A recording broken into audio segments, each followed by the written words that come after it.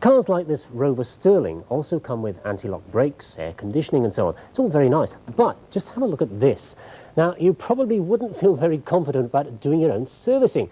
Mind you, of course, if you owned a car like this, it could be best to leave that to the professionals.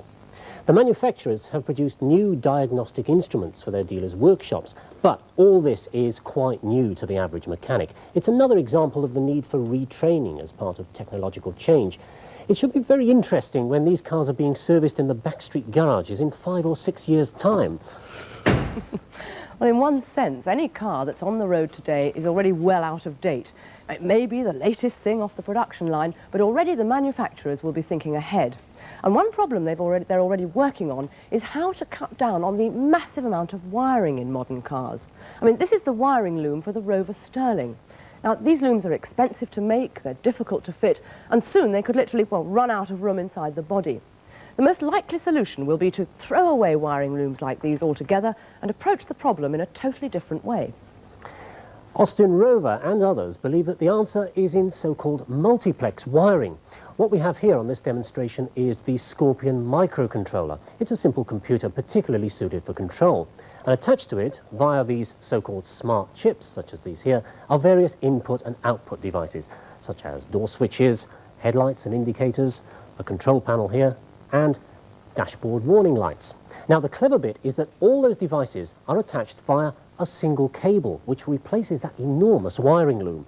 Despite that, you can control each device independently. For example, here I can switch on the side lights, cancel those, headlights there, and cancel, and I can switch on the right indicator and indeed the left one.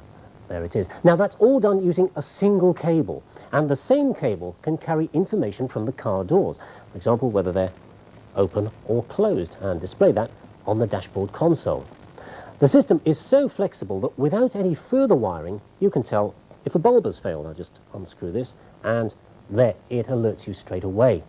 Now, the trick used to send all that information down the same line is called multiplexing. Each device on the wire has a unique address, which here we're representing by these black and red blobs. Now, this device here might operate, say, the wipers, this one the brake lights, the indicators here perhaps, and this one the headlights.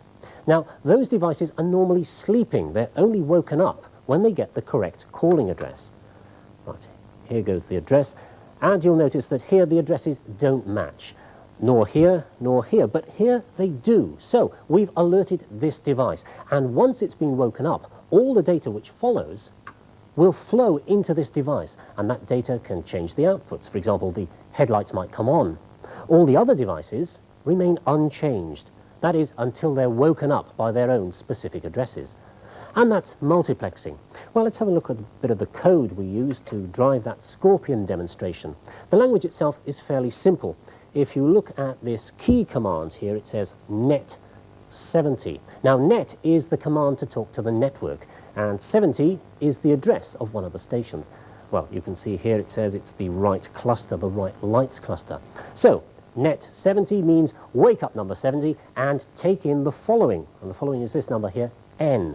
That number will turn on one of the lights. Well, with a controller in charge, all of those various devices could be monitored and used for, say, diagnosis or fault prevention. You could attach a printer to the same wire and pass all the accumulated data out for printing. So, as you see, it's not just a matter of switching lots of devices on and off. Using this single cable, we can control complex devices like printers, speech synthesizers, and video displays. Car manufacturers and others see multiplexing as a way of both reducing costs and increasing reliability. And we understand it won't be too long before we see it on ordinary cars.